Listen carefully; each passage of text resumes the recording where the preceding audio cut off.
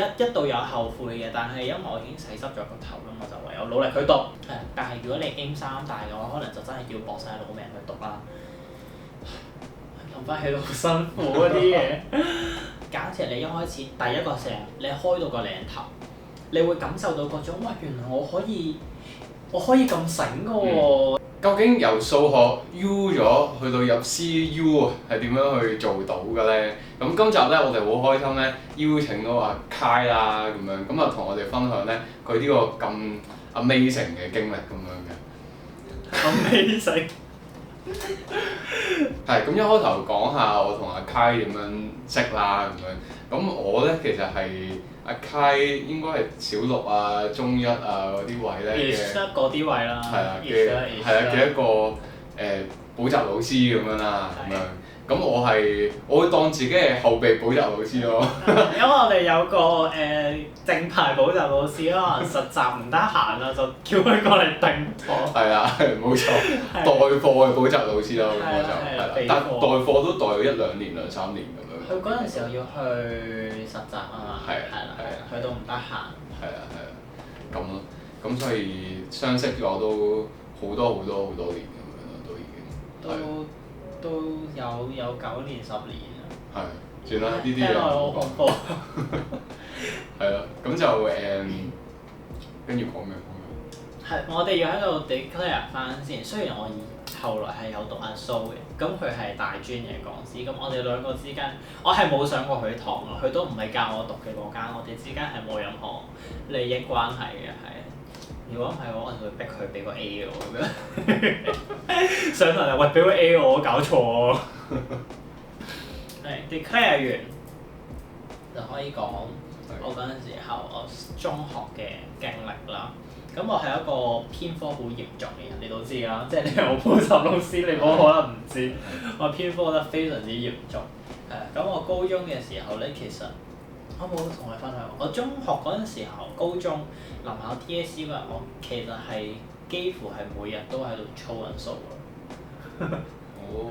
係我其他科我有少少似係我上堂有聽 OK 過嘅心態咁樣去讀，我係翻到屋企，我反而係翻到屋企好努力咁喺度做數咯。跟住，但係我嗰陣時因為我 Form 6換咗個新嘅數學老師，咁我如果有同我同班嘅同學仔，可能就有留意到我 Form 6真係應放學取住個數學老師做數嘅。但係 Form 4、Form 5，因為個數學老師佢係嗰啲比較 favour 啲成績好嘅學生，係啦，就會對啲成績唔好嘅學生即係串供啊嗰啲，講嘅就係你啊！雖然我知你唔會睇呢條片。係啦，總之就係因為我本身 Form 4、Form 5嘅數學老師就對我都即係叫做有少少覺得，可能覺得我係問題兒童咧，覺得喂你數學咁乸差，你次次100分你考到個10幾分，幾分10幾分，即係20分頂籠20分，30分都冇試過，跟住可能就覺得好討厭我 I don't know。咁我就有少少似係，咁我唔靠你，我自己做數嘅咁樣嘅心情。係啦，跟住就去到 Form 6遇到個好好嘅數學老師先搏命做數啦。咁最後尾去到 DSE 嗰一日咧，打開個數學卷，見到第一題，佢唔通常有啲咩 make X 嘅 subject 嘅，我打開嗰一份做第一題，我嗰刻見到我已經知我賴嘢，我已經 feel 到我賴晒嘢，我嗰刻見到我就覺得哇個難度同我平時喺學校操啲 past paper 唔一樣。即係你學校操啲 past paper 都係 DSE 嗰啲嚟㗎。係啊，我哋甚至係學校好好啦，有一答題佢係成個 DSE 嘅 A part， 因為你 A part 做得好，基本上你一定合格㗎啦嘛。佢係全部 A part，歷年所有 A part，跟住佢按翻第一題嘅題型，佢就 set 好晒全部俾你咯。甚至有啲係可能老師自己出啦，跟住就做滿一沓嘅叫做補底衝刺練習簿咁樣嘅嘢。咁嗰人就喪做嗰份嘢，跟住但係我嗰陣時候咧打開份 DSE 卷，我就覺得有啲唔對路。再到第二題嘅 factorization 嗰下，因為我 factorization 咧我係做得極好嘅，我應該係全班 factorization 做得最好嗰個。但係我嗰一刻我做我都已經 feel 到有啲 tricky 位，我就知我呢一份卷應該炒大車嘅。但係我嗰陣就覺得唔緊要啦，咁就盡力做啦，係咪先？雖然我都 feel 到我應該會即係可能2都攞唔到㗎啦咁樣，但係都即係試下盡力做，因為越做越心虛，去到後面已經有少少係，不如我而家翻屋企。不如 MC 求其算啦，MC 成個 C 晒佢早着算啦，但係我冇喎，我最後尾係坐足2個鐘啊，個幾2個鐘，坐足喺嗰度做晒2分卷，跟住最後尾起題一個 U， 係我數咗 U 咗。大家唔好覺得我讀書好差先，我讀書係 OK 嘅，你幫我 defend 下先。係嘅，阿 Kai 讀書係好好嘅。唔係好好，都唔係好好，誇張咗啲。有啲小聰明咁樣嘅，係啦，有啲小聰明，但係單純係真係偏科太嚴重。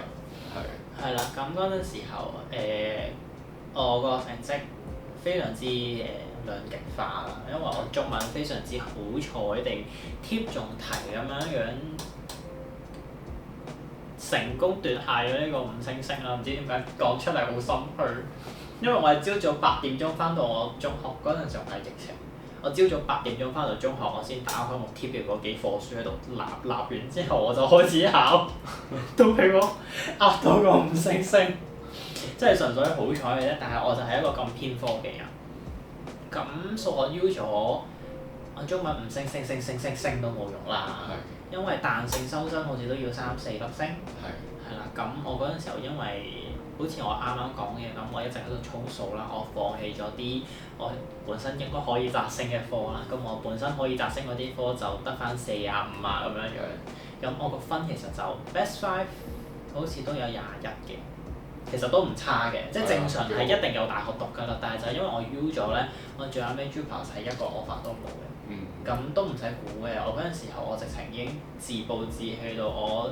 JUPAS A1 我放 CU Medic GPS。OK， 即係玩嘢咁。係啊，我已經玩㗎，就係覺得喺反正都入唔到咯。跟住啲同學嚟問我入咩科，我就報 GPS。第2名咯，CU Medic，第3放 ConU Medic。好似好犀利咁，但係其實係知道自己已經冇望入大學啦咁樣樣。咁我咪唯有咁我咪開始睇阿蘇咯。咁其實阿蘇同 High Dip，你係咪有講過阿蘇同 High Dip 嘅分別㗎？冇嘅，我之前嘅片裏邊冇講過。咁好急速咁簡單咁介紹下，好快嘅一個 brief concept 就係阿蘇佢比較似係大學生上堂 ，High Dip 嘅話佢比較似工作性質向多少少，佢會多少少 practical 嘅嘢。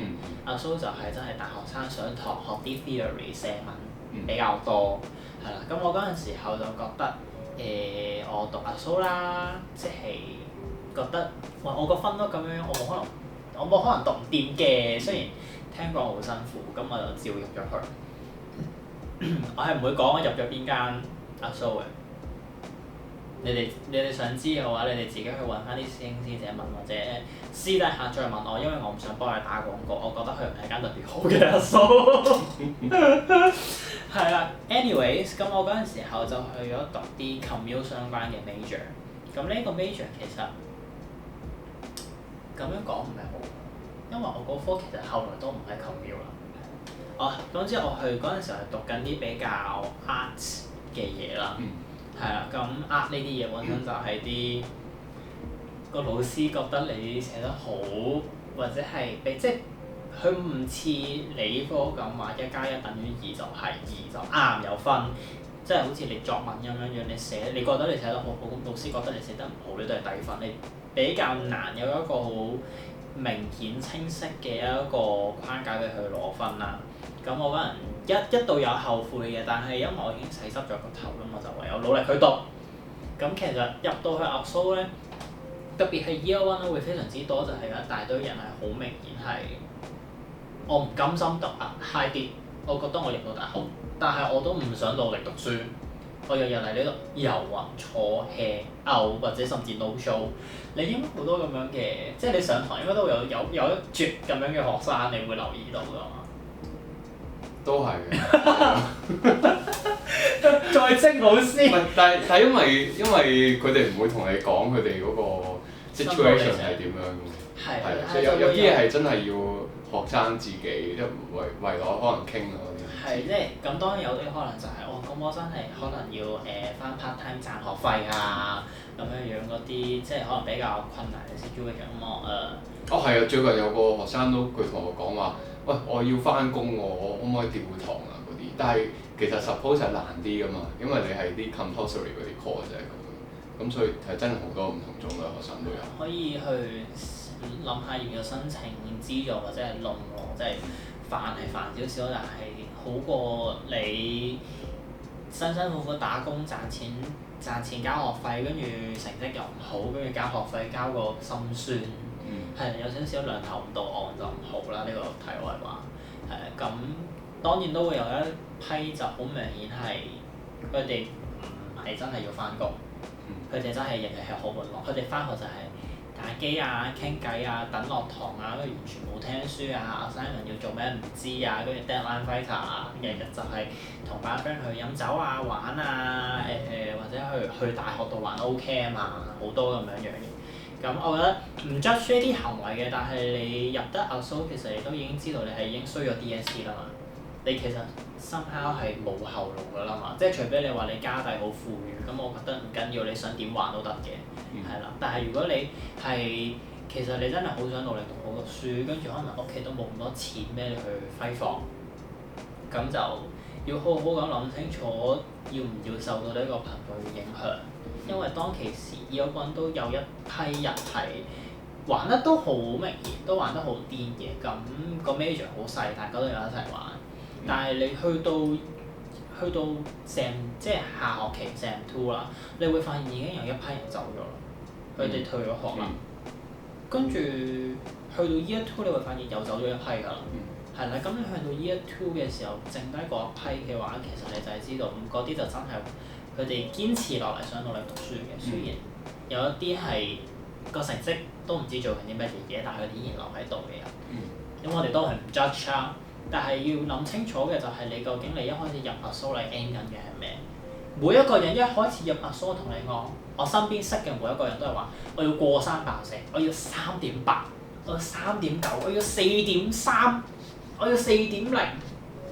最後尾個個出嚟，我今個成3.1咋，好好㗎咁樣，即係係呢個係現實同理想嘅差距，即係如果你一入嚟你可以輕輕鬆鬆落到4.0嘅話，你DSE 個分應該都會好靚啦，即係係有得睇㗎嘛。咁但係你一開始如果你嘅目標可能就係我想入翻8大，其實而家好多網都可以 check 到，即係可能BU 啊、CU 啊，佢哋過往收分嘅嗰個分大概落喺邊個位，甚至 TG 係有個專門嘅 TG group 係放 non-JUPAS 嘅學生升學嘅。咁嗰度都有好多 information 大家去揾，但係個 group link 係咩我已經唔記得咗，因為已經對於我嚟講已經係好耐之前嘅嘢啦。係我已經上咗岸啦，好得戚啊！係啦。咁你當時點樣去令到自己專心啲啊，或者令到自己係有個決心，我要上到去啦？好簡單嘅啫，第一就係ASO基本上任何人都報得，你有10分甚至你得8分，你都有機會入到啦。會有我嗰陣時候啦，因為而家嘅話佢哋個分係即係好多好勁嘅人都入咗ASO讀書，但我嗰陣時候嘅話入到去就係你15、16分，你喺入邊其實都已經係中上游嗰批比較頭腦靈活啲，因為你會入到去你會發現，哇有啲人原來係可能真係唔係好適合讀書，係啊咁。即係學術能力係稍遜。即係佢哋好勤力，但係可能就唔算好有天賦啦。咁嗰啲 OK 嘅，我覺得係啊。但係都會有，即係你會發現有好多人可能係實力上冇咁好，咁你可能本身資質就好少少。咁當然，如果你本身係資質，你自認資質冇咁好，都唔好放棄啦。因為好多資質唔好嘅人，最後尾都入到，我識嘅係入到3大嘅，勤力係 OK 嘅，各位，好驚俾人嫌上添。但係咁你即係你好簡單，你就係你入到去，假設你一開始第一個成，你開到個領頭，你會感受到嗰種哇，原來我可以咁醒㗎喎！即係我第一個成我可以3.6定3.7咁樣樣咧，我嗰刻 feel 到哇！我平時喺中學墊開底啊嘛，即係啲成績啲平均分成年年都收留級子。我入到啦蘇，哇個個見到我都話我好犀利，你會首先你第一個係你會覺得我好似真係好犀利啦。第二樣嘢就係、我又好清楚話俾自己知，我如果我阿蘇升唔到學，我就真係要翻工啦。咁而家香港學歷貶值得咁嚴重，我有咩嘢工可以翻呢？因為我唔中意翻啲體力啲嘅工，我覺得嗰啲對於我嚟講太辛苦啦。咁我就同自己講，咁努力嘅工嘅話，即係食腦嗰啲工，人哋公司點解要請你一個大學都冇嘅人咧？請你托咩？咁我唔請隔離嗰啲咩 U 畢業嘅，好應該要請你啫，你邊個啫？係咪先？咁我就唯有同自己講，我搏命讀書啦，我唔要。同埋我嗰陣時候咧，我係有翻啲體力嘅 part time 嘅。我每次翻體力嘅 part time，我就會腰痛啊、手痛啊、腳痛啊，好攰啊。我就嗰陣每一次翻工都同自己講，我而家翻工就係為咗話俾自己知，我一定要搏命讀上去。OK。我不斷激勵自己，我就係你睇下你而家賺呢啲辛苦錢，賺得又少又辛苦，又要睇人面色。雖然食腦都要睇人面色，但係好攰啊，身體好攰，攰到你翻到去你連手機你都唔想撳，你就想沖涼瞓覺。我覺得好冇生活。咁我就同埋我都好想真係做一個大學生啊，因為自己對自己期望又好，屋企嘅期望都好。咁我就係咁同自己講，唔得，我點都一定要至少入個8大俾自己。因為上網有睇到好多 comment 話啊，其實你正常唔好 delay 交功課，正常做嘢有腦有手，其實基本上一定有8大 offer 嘅。咁呢樣嘢我覺得係真嘅。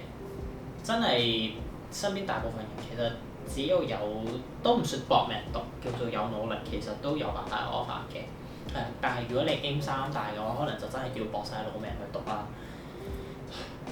諗翻起都好辛苦嗰啲嘢。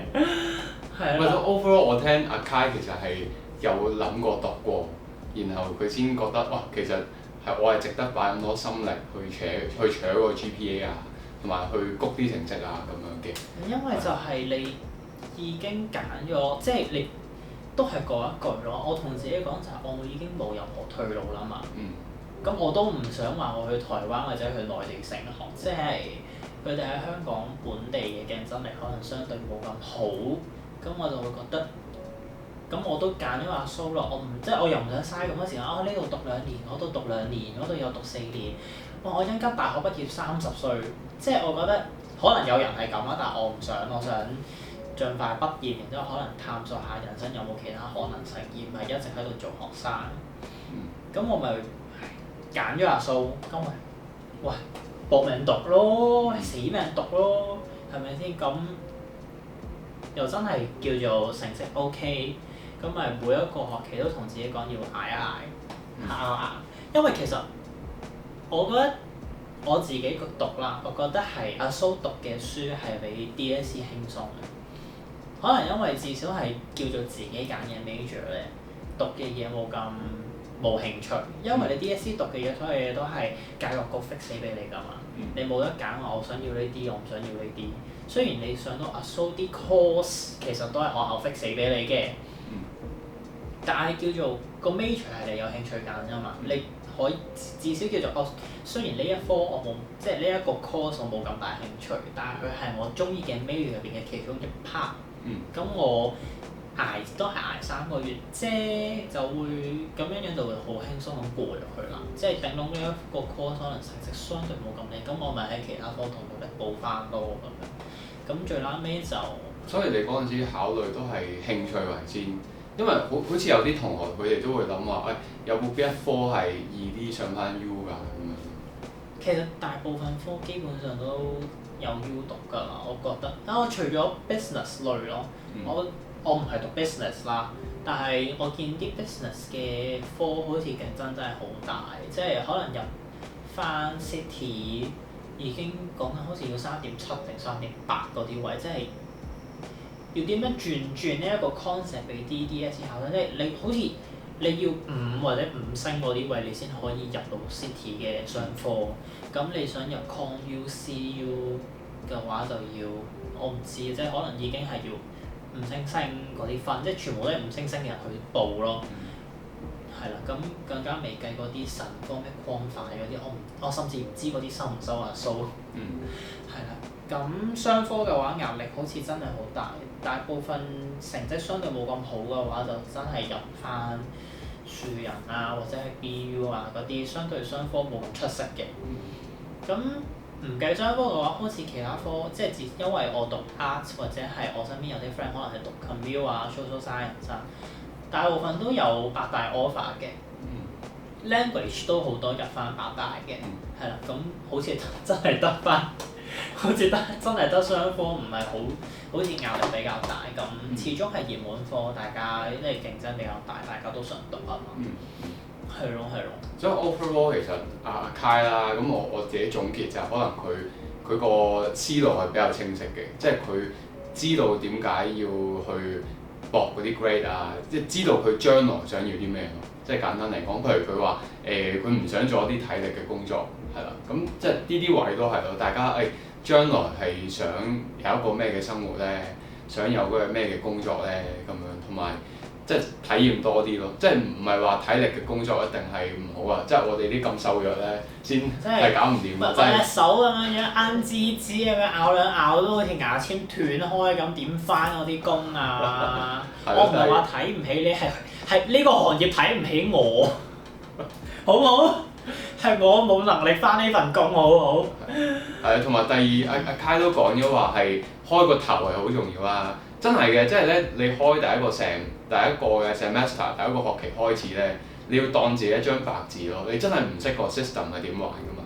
你唔可以話我中學咁樣混落坐喺度咁都可以好好 grade 啦咁樣，但係大學咧一個新嘅環境，如果有啲嘢你唔記得咗做，譬如有個 assignment 你見到20%你唔記得咗做，其實係影響得超級大咯。我試過，我真係試過啊！我嗰陣時候我嗰科咧，我80%我都係 A 咯，我係 A， 80%都 A 咗，跟住嗰20%咧我就真係唔記得咗。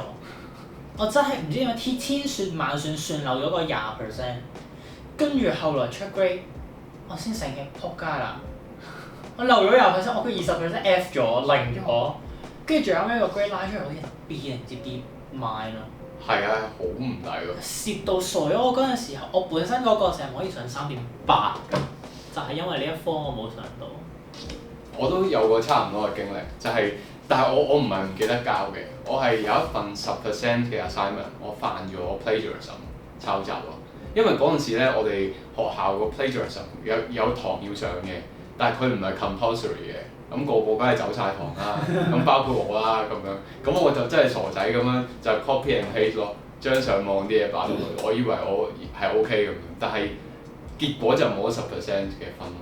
我同組咧，即係有 group project 噶嘛，我同組個同學係拎咗 A plus 咯，然後我係拎 B minus 咯，係 B minus 都已經好比，即係正常係要 F 嚟㗎，嚴重啲係成個 course F 咗你㗎，好善良㗎。係已經好善良，但係係咯，即係有啲 requirement 啊，即係第一個 sem 啦，尤其是有啲咩你唔熟咧，真係你知道自己唔熟喎，當自己一張白紙咩都問咯，即係 OK 嘅，你大家煩多啲嗰啲老師啊。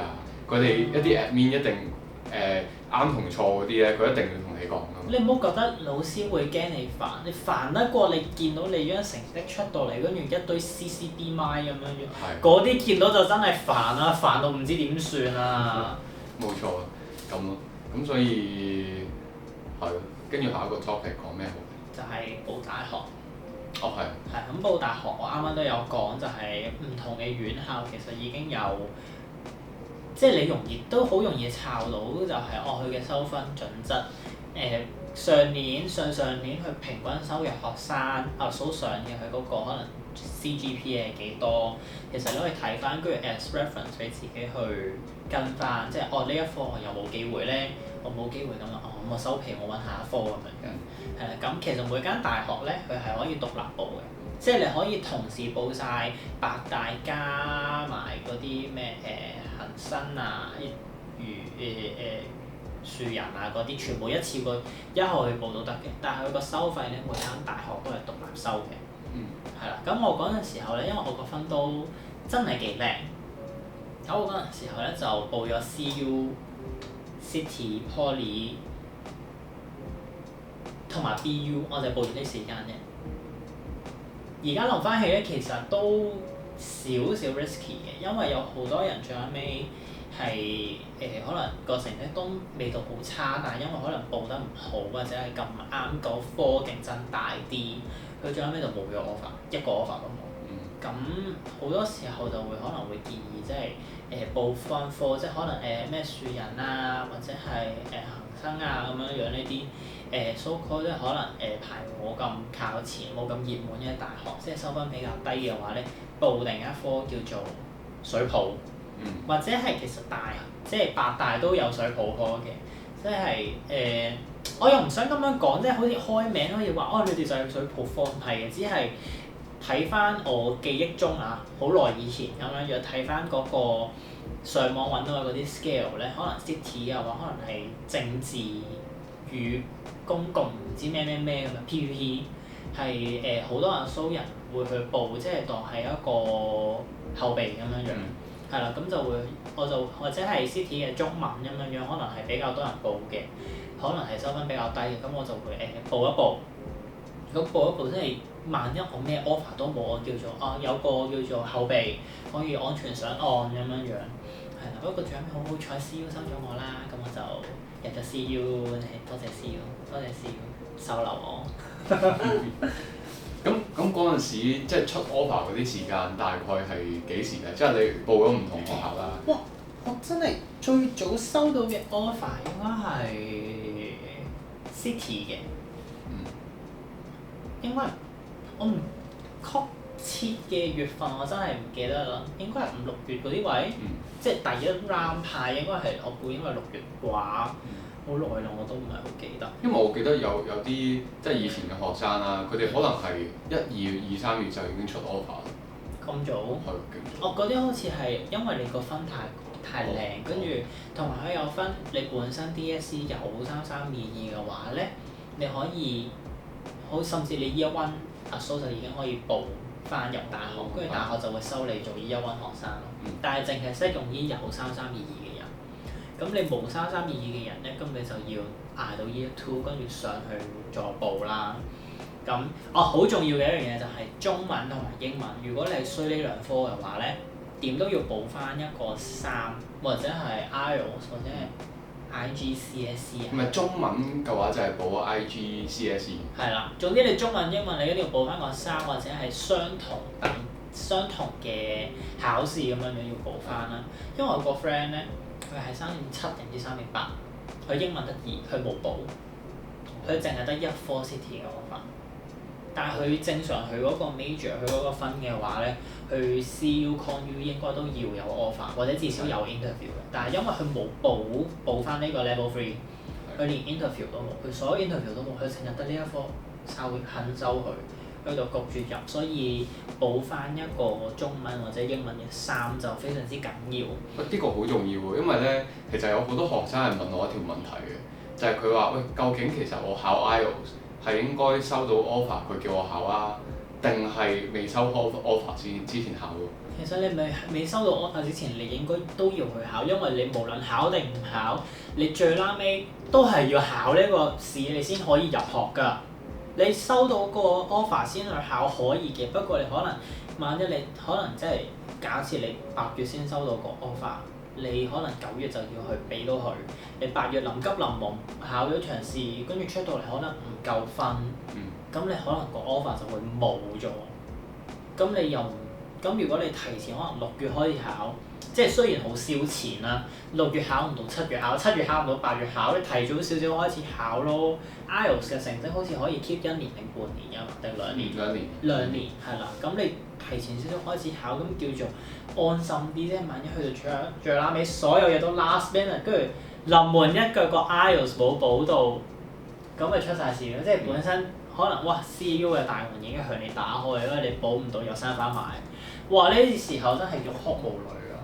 我聽完阿 Kai 講，我可能會 recommend 多啲學生係 Year Two，你去報大學之前就已經考咗佢先。係最好係其實我自己覺得最好就係趁可能 Year One 到 Year 2你中間暑假嗰個 break 咧，你有近乎半年嘅時間係唔使翻學㗎嘛。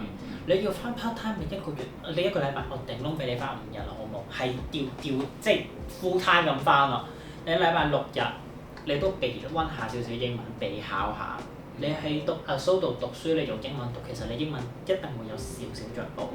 你再備考少少，然之後你備考1-2個月，你淨係一個禮拜淨係溫1次英文。你溫2個月，你第3個月去考，你應該都過到啦，我估。咁如果你覺得你英文真係好差又貼地嘅，咁你咪唔好翻咁多工，溫多少少英文咯，係咪？咁你就趁呢個暑假考到佢，咁就唔會耽誤到你讀書，都唔會耽誤到你其他咩報大學嗰啲時間嘅卡住晒。咁你反正你暑假可以好安心咁溫咗個 IELTS。同埋點解要考係因為如果你報嗰個學校之前，佢見到你考咗，咁其實佢係會加分㗎嘛。尤其是可能 DSE 嘅時候，你可能英文或者中文都易咗咁樣。咁譬如你冇考啦咁樣，但係其實可能你考你係過到6.0或者6.5㗎嘛。如果你冇考，咁個學校就會覺得你英文 DSE 易咗，就算係夠 GPA 咧，佢都唔俾個 offer 你喎。係有機會㗎，佢可能會優先俾啲 offer。因為我哋唔知道大學佢派係點派㗎嘛，你唔知佢 favour 邊種學生㗎嘛。佢可能見你成績夠好，咁可能肯俾你試下。咁有啲可能就你英文就係冇3，我就係唔俾你。你4.0我都唔俾你，即係我個 friend 咁冇3就係你3.8、3.9，唔俾你喎。咁你查臨報咗去先，咁你到時你可能遞交個上咗 system 嘅時候，你已經係一個好 well prepared 咗嘅學生，即係你有你嘅 GPA， 你都有你嘅可能即係中文或者英文嘅 IELTS whatever 嗰啲，咁你 prep 好晒俾佢話俾佢知 ，OK， 我係完全 well prepared 可以入呢間大學啦。咁佢可能會唔會增加多少少佢肯收你嘅機會咧？可能會，但係最緊要嘅就係佢真係唔會撞到你，即係搞到你即係萬無一失啊嘛！成件事你唔驚你有任何出錯咯，咁樣就。好啊，咁我哋翻去派 offer 嗰位啦。咁應該係 City 就大概可能4-5月就派咗俾你啦。之後咧，跟住其實6-7月甚至去到8月頭咧，都會係屬於一個叫比較普遍叫做正常派 offer 嘅流程。咁佢就會由順位最高嗰啲開始派。咁有啲人可能就係我已經收到我想要嘅 offer，咁我呢一間 U 呢一個 offer 放咗佢，咁佢就會可以不斷咁順落去，俾啲唔同順位嘅人攞 offer。係啦，咁去到可能8月嘅時候咧，呢個時候咧，無論你做緊啲咩嘢都好，個電話都要打開個鈴聲，一定絕對要打開個鈴聲。因為我試過咧，係喺屋企瞓下一覺，突然間收到電話，係我唔知邊個嚟㗎，尤其是而家咁多詐騙咧，好多人聽未知電話咯，一定要聽，你聽咗先佢係詐騙，你再 cut 佢先。我試過，因為咁樣我收到 Poly 同埋 BU， 甚至有一科 City 嘅 late round offer。late round offer 即係可能係派晒所有 offer 俾人啦。咦？都唔係，即係都陸續有人可能 drop offer 唔讀呢科喎。咁我仲有少少位，可能我有30個位嘅，咁我而家淨係得27個學生，我想收埋呢3個10半去。咁佢就開始打電話俾啲仲未派 offer， 但係仲喺順位上面嘅人，即刻打電話俾你，喂，你要唔要呢個 offer？ 你要 OK， 我而家就撳入個 system 度直接放俾你。但係如果你唔要呢個 offer， 咁就我唔緊要咯。但係如果你冇聽呢個電話咧，佢就會直接交叉咗你，你就直接冇咗呢個 offer， 佢就會直接打電話俾下一個人。哇！好大鑊喎！係啊。我嗰陣時候雖然我嗰陣已經收到 CEO offer， 但係我嗰陣收到 Poly 嘅電話，我哋而家又有個科，你要唔要啊？我俾個 firm offer 你啊！我唔使啦，唔該。你唔考慮下，真係唔考慮下啊！我唔使，我有。你個口吻咧，好似嗰啲真係要借貸啊嗰啲，我唔使啦，唔該咁。唔係佢跟住佢講，你真係唔考慮下我哋科，我哋而家可以俾一個 firm offer 你 ，firm offer 即係我唔 conditional 啦。你 GPA 嚟緊考幾多，我都直接放俾你。我話唔使啦，我已經有 CEO offer。OK。跟住佢聽到之後就哦，咁好啊，唔該晒你，祝你順利咁樣樣，即係有少少咁我收皮啦嘅感覺，跟住就 cut 咗我先，我就連續收到3個咁樣嘅電話，係啦，所以我都有個朋友佢係因為咁樣樣成功入到UST 某一個科嘅 late round offer 嘅，係啦，咁你諗下佢就係佢本身唔夠，即係佢本身都係好掹車邊，即係可能本身收開3.72，佢得3.69咁樣樣，即係差啲啲。咁佢本身都覺得冇咩忙㗎啦，結果就係嗰陣時候突然間咁啱收到個電話，一聽就係 UST 電話，佢就即刻接實咗個 offer 啦。佢就成功碌咗入 UST 啦，唔係佢本身就要去 Poly 讀書嘅，係啦，咁就大家記得去到8月嘅時候一定要聽電話。如果你話咩但係我8月約咗我啲 friend 去旅行喎，咁你自己諗咯，大學重要啲定旅行重要啲？開漫遊咯。係啊，你自己諗啦，即係呢兩蚊雞重要啲定係你順利讀大學重要啲啦？你去旅行 OK，咁你咪冇 offer，你可以 gap 1年去慢慢儲錢去多次旅行啦。好 mean 啊！好地獄啊！呢個真係。係啊，即係我覺得要識分輕重嘅，但係都身邊真係有好多人可能，即係我唔知佢哋係唔係啦，但係有啲人可能成日見到未知來電 cut 咗佢，你 cut 咗佢分分鐘就 cut 咗你個 offer，所以一定8月嘅時候比較常見係8月啦，我唔知7月尾會唔會有啦，8月係非常之經常會出現呢啲 late round offer 嘅時間，一定要聽電話，無論如何都聽。你一聽起身，跟住後尾佢係健康醫療管理中心，你再 cut 佢先，真係應承我。喂，好啊！呢個真係好好嘅建議，我覺得。咁就係咯。咁跟住我有個問題好奇咧，就係因為你 degree 你讀嘅科其實同阿蘇就個關聯性唔係好高噶嘛。你會覺得自己會唔會好難適應咧？或者你有啲咩方法令自己適應啲？定係其實好有興趣，所以好易適應？係因為我真係對而家讀緊，我而家讀緊 social science，即係 art school 跳去 social science school。我自己係適應得幾好，因為我本身對我讀緊嘅嘢都叫有興趣，係啦，咁我就覺得哇好好玩啊！即係讀書，我嗰陣時我第一次覺得讀書好玩嘅 moment 就係我入咗 CU 之後讀緊而家呢一個 major，我就覺得哇好好玩啊！即係所有科都好好玩啊！哇所有嘢都好 fun 啊！瘋狂讀書，跟住係咁話哇讀書真係好好玩啊咁樣樣，身邊啲人都覺得我黐線，但係我覺得真係好好玩啊！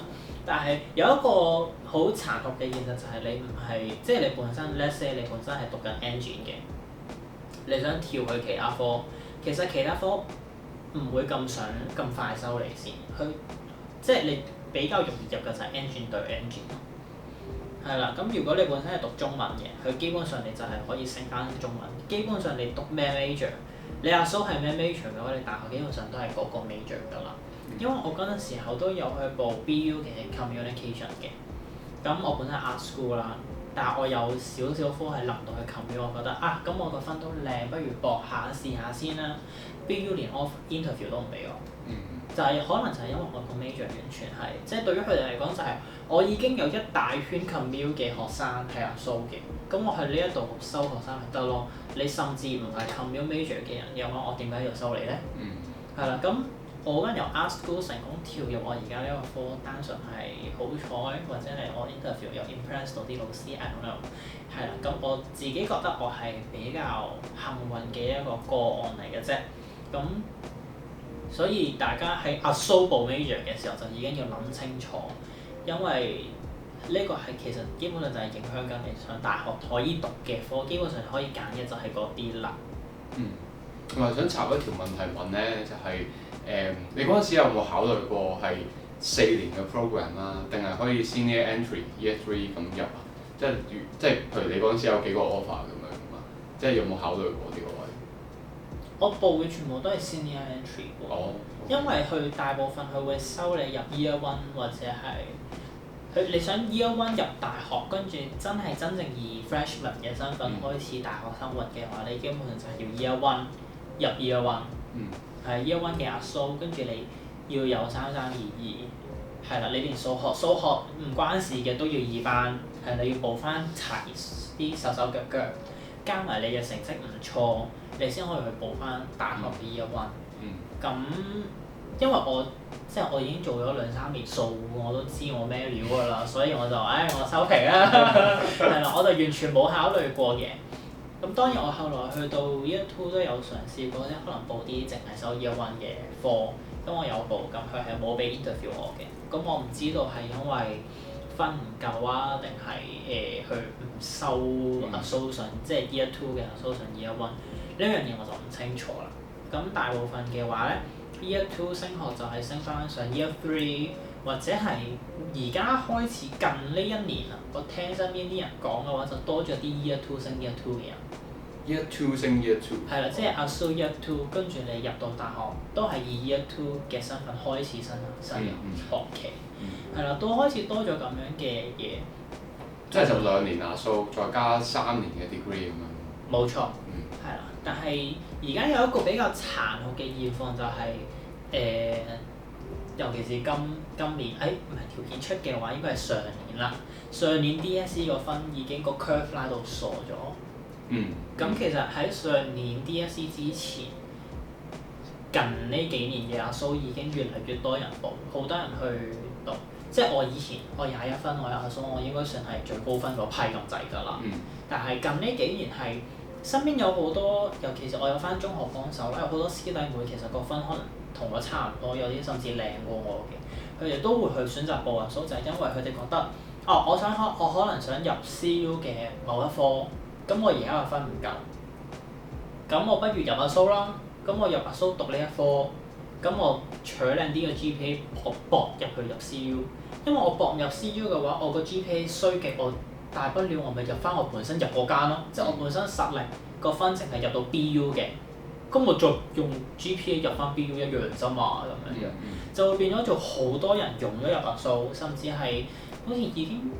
前幾年啊，已經聽到話咩可能比較出名，可能咩 ConU Space 啊，或者 HKCC 某啲科收生收到爆咗，冇位唔收啦，收滿晒，一個位都唔放出嚟咁樣樣，已經去到咁樣嘅程度。再加埋上年即係 DSE 啲 curve 拉到黐咗線咁樣樣，即係我嗰陣時候碌，即係可能 social media 已經有好多係講緊24分入Asso。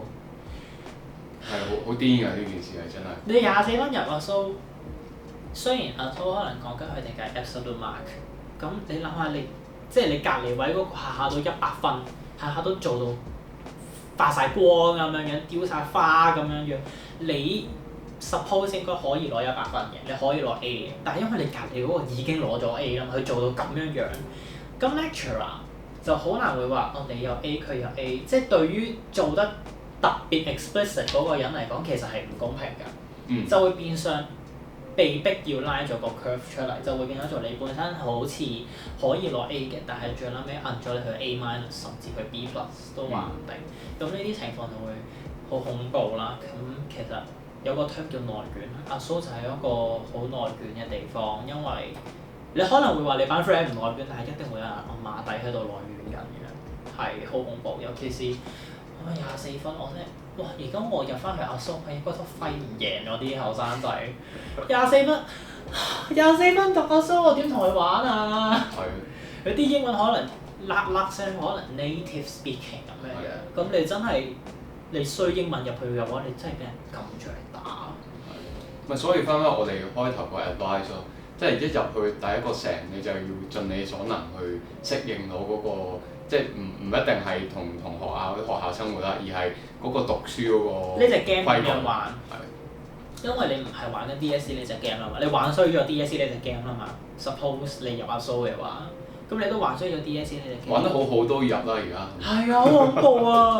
咁你而家入咗Asso 係一個新嘅或者 high dip 啦，佢哋其實係一個新嘅 game 嚟㗎嘛。咁你要，但係你嘅優勢在於大家都係。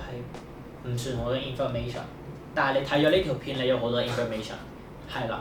咁你喳臨玩熟隻 game 先，喺其他人仲嘗試緊上手嘅時候，你快啲熟手，你快啲，至少你個頭開靚咗佢，你之後你 keep 住個水準，你基本上個分都會靚咯。係。冇錯，最緊要係呢樣嘢。好啊，仲有冇嘢補充？冇，我覺得我好似翻咗中學講得成學講咗咁。即係超詳盡啊！今日阿 Kai 嘅分係啊，享。滿滿嘅乾貨加入滿。由佢一開頭 DSE 即係點樣，係咪有個字叫絕底絕處逢生啊？係嘛？真係絕處逢生，真係哇！我點樣好神奇嘅，而家諗翻起所有嘢都。係。所以點樣絕處逢生，跟住去到阿蘇又要搏盡咁樣，就真係心態啦，同埋你要做啲咩啊嗰啲都要 tune 翻係啱啦咁樣。跟住去到而家都好開心啦，聽到阿 Kai 佢去到 degree 係，哇！上堂覺得好開心啊，好玩啊，讀嘅嘢係真係好開心啊咁樣。咁其實係咯。咁所以就同埋都多謝阿 Kai 俾咗咁多 advice 大家啦。咁同埋如果睇到呢度嘅，如果大家啲段片睇到呢度咧，即係大家咧對呢個學習啊，對大家升學啊，對自己將來咧，其實都有一定嘅追求。咁就希望大家都記住阿 Kai 啦，有啲 advice 俾大家啦。咁如果有咩問題咧，咁其實都可以喺呢個樓下度 comment 咁樣啦。咁我會將大家問題咧轉達俾阿 Kai 咁樣嘅。係，或者大家可以去 DM 翻我嘅 IG，咁就到時上喺呢一度啦，擺翻。係啊，我會將阿 Kai 個 IG 擺翻喺個 description 嗰度啦，咁樣係啦。咁就係啦，咁我呢個 channel 咧就主要講一啲英文補底啊、英文嘅知識啊，或者而家好似而家咁樣啲升學嘅資訊啊咁樣。咁今次點解邀請阿 Kai 咧？因為我自己一個老師嘅身份咧，有陣時可能會離地嘅，或者可能我未必會真係好即係體貼到學生實際嗰個係情況係點咧。尤其是你都唔係讀阿蘇上嘅。唉，係嘅，你係 JUPAS 上去其實我係 JUPAS 入嘅。係咯，我即係阿蘇上去㗎嘛。係啊，咁所以咧，多謝阿 Kai 今日好貼地嘅分享咁樣咯。咁啊，我哋呢段片去到呢度先，我哋下次見。下次見，拜拜。